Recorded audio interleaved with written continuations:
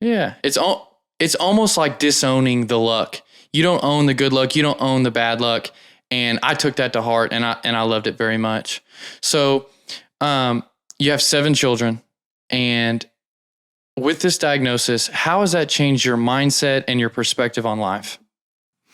So I think all of us, at least I do, I suspect you do, I suspect most of us kind of live in maybe a 10-year time frame, maybe a 5-year time frame. What's the best thing I could do in the next 5 years? What's the best thing I could do in the next 10 years? Like that's I might invest a certain number of years, and I might choose a new job, those kinds of things. Am I going to really go out to play trivia night with my kids and my wife? I don't really want to do that, so I'm probably not going to do that tonight. There's a perspective one has when you have time, but when you don't know if you have time, you have to live for 5 months and for 50 years, both of which are completely plausible outcomes for me. We haven't talked about my prognosis, but my prognosis is bizarrely binary. Either my cancer will progress. That is, progression is not a good thing. It means that it's spread throughout my body. If it does that, it is 100% lethal and very rapidly lethal, an average of 5 months lethal. If I am already cured, which is about a coin flip possibility. It's about 50-50 on each of these possibilities. I've had radiation, I've had chemo. I have a reasonable chance of being cured already at this point, in which case I'll live a normal life. So that's the reality I kind of live in. Things have to be good for short term and good for long term, which is kind of a trip to figure out, and certainly a very different sort of thinking from what I had thought about before. So I do go out to trivia night with my wife when before I might have been like, I don't really like the nachos. Maybe I don't really want to go to. Yeah, definitely.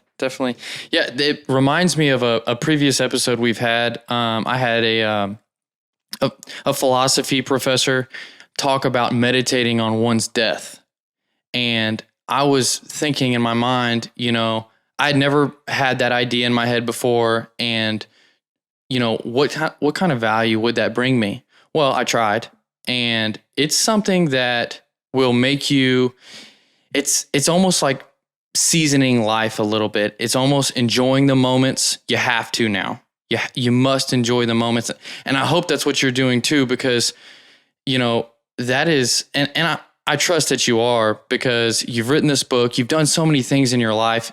Your story without the book is inspiring. So, man, I'm glad that that perspective has come about for you.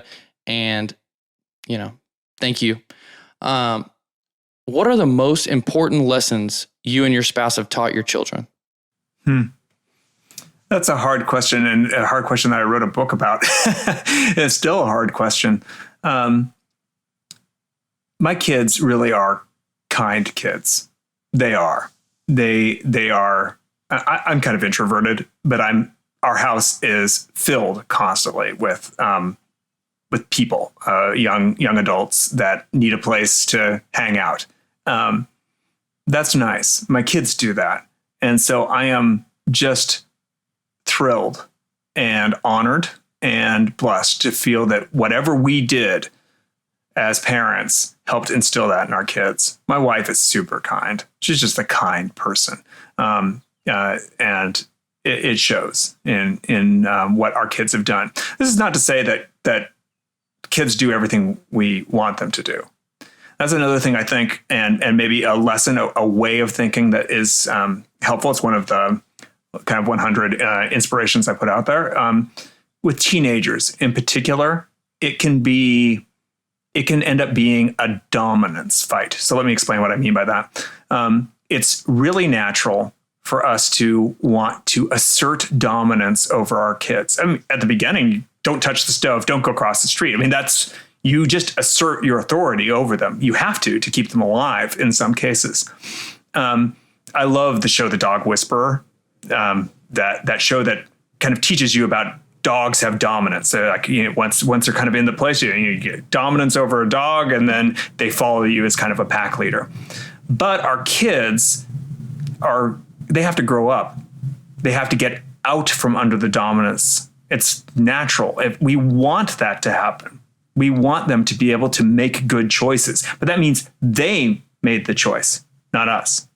Even if we can make a better choice, even if we're wiser and smarter, it doesn't matter. The whole point is they have to make the choice.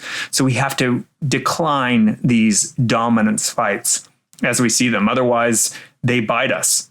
And well, that's all they know what to do. It's because the leash was too tight. So if there's something also that may not be obvious about how we raise kids, especially teens, it's really to learn to back off. Once you find yourself in that dominance fight, that fight of wills, we're losing at some level. They're losing. And it's our job to take a back seat and learn to take a back seat, which is hard, especially hard for good drivers. Yeah. It reminds me of a thing that we're going through, me and my wife. We have a 2.5-year-old, just one. And it's, a young father. I miss kids. Kind of inspired me to do this podcast was fatherhood. I just didn't know a ton about it. I wanted to know more. And so my son has started to act out when he doesn't get what he wants. Shows a little bit of, he doesn't cry all the time, but it's outrage is what it is. Right. And yeah, and sometimes it's pretty, it's a healthy outrage. Let me just say that. And my go-to is, hey, don't do that at all, because that's not how you get what you want. I want you to have what you want. I want you to have what you need and everything, but that's not how to do it. And my wife always says, you have to understand his feelings, because he's not just going to do it because you said so. And that is a lesson that I'm learning right now, how to let them make the decision, and how to back off. I loved how you said, take a back seat to it, because that's literally what it takes, right? You can't, it has to be their decision. Would you say that's true?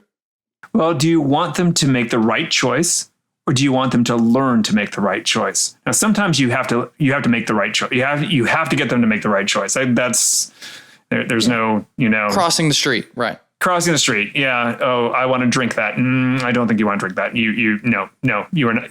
Put that down. Yeah. Don't eat the dirt. Or though that might not be so bad, but you know what I mean? Like, there are things that you have to just keep them alive. Other things you want them to learn to make the right choice. I lead small teams of consultants for work. It's a very hard transition for really good consultants to become a good manager. The best consultants have the hardest time switching to becoming a good manager, because they just want to do the work, because they can do the work better, and they can, and faster. But that's not the job.